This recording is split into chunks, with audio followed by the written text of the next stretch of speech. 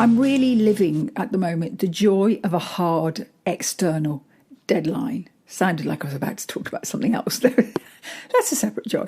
Getting Cannes ready is basically, Cannes Film Festival is now in a couple of weeks. I go every year normally. I'm determined to go this year. Obviously it's difficult. No one knows what it's going to really look like at the moment. But there's something wonderful because I know it's coming. I'm getting lots of things in place because I've got this hard deadline of leaving to go to kind of experience the joy, the wonder, the network, the glory, and probably the crazy still of Cannes Film Festival. But it's making me get stuff done far quicker than otherwise. So this week's podcast for my Love Your Creativity and Make Money podcast, and this is Marisha Trembetska.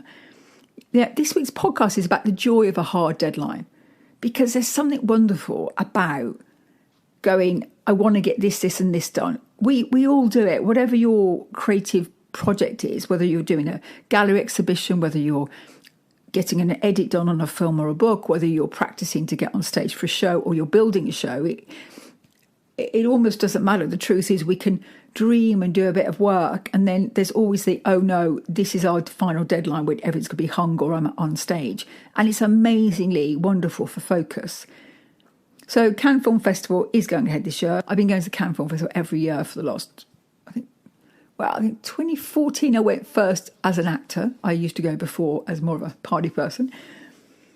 And it's an amazing experience, largely because I'm just surrounded by amazing creative people who are all filmmakers.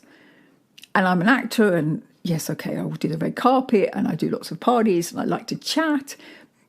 But for me, I'm going to try and make it this year. It feels wrong not to. So there's lots of things I know if I want to go there in a few weeks. I've already had one flight cancelled. So now I'm going by train, but there might be some issues with that. Quarantine rules keep changing. I'm determined to go one way or the other. But what is happening is, because I know I'm planning to leave in a few weeks, I am getting work done at home I need to do. There's a script idea I've got to really make sure is completely ready for people to talk about. If you're a film producer or a filmmaker and you're going to get to go to Cannes this year, everyone is going, right, what does my artwork look like? Has it all got set up? Can I book meetings? There's this real focus for 2.5 weeks hence. There's a real focus on when you get there, how long and what you're trying to get done. It's a wonderful way of getting in. For me, one of the ways I'm also getting Cannes ready is I'm down the gym 5 days a week training, because I want to feel really fit and fierce. The way I look is important. I'm an actor and I've modelled in the past. Also, I'm aware it's going to be July. Cannes normally in May, the Cannes Film Festival. So I'm going to want to spend some time hitting a beach.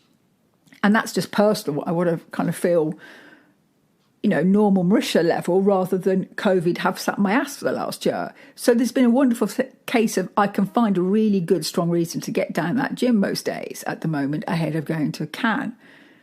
But also there's the projects I want to get finished, and what am I going to talk about, and what things do I want to go and see, and are there meetings I can have? It's difficult because it is a weird year, but it's just this hard deadline. So you may not be getting ready for Cannes. If you are and you're going to go to Cannes, then tweet me at Marisha T and let me know you're there. But if you're not going to Cannes, what hard deadline can you produce? I mean, for example, if I'm taking a show, if I'm writing a new show and I've got a theatre date for the new first showing, or I'm going to do a tour in Edinburgh or Australia or whatever, then again, there's not just the getting the work ready, but there's all the kind of hard organisational things that need to be sorted out between then and now, whether that's posters, whether that's scripts, whether that's sorting out tech, whether that's talking about marketing, talking about budgeting. That all has to happen. But it only ever really starts when we've got a deadline. So find yourself a deadline that is going to make you move. And if it's an external one, it's far better. If you want to take some work, or whether it's a first showing or this, set a deadline in space. Find a deadline, find a scholarship you could apply for, find is it a script that's got to be on a certain date for a script competition? It doesn't almost matter what the external deadline is, but find one and get moving, because it will really focus you. It's the only way I've ever really got anything done, quite frankly. Knowing I've got a month of shows makes me work on the shows, and I'm not the only one who does that. I know that for a fact. So even Willie Russell, who wrote Educating Rita and other such amazing work, he does it all the time himself. So it's just very common that we go, let's get it done. If you want to book me as an actor, my agent is Dulcie Houston at CCA Management in London.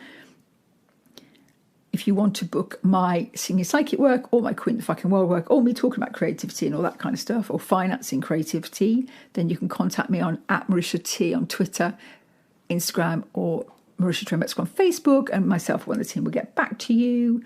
But either way, go and find a hard deadline and then go work at it.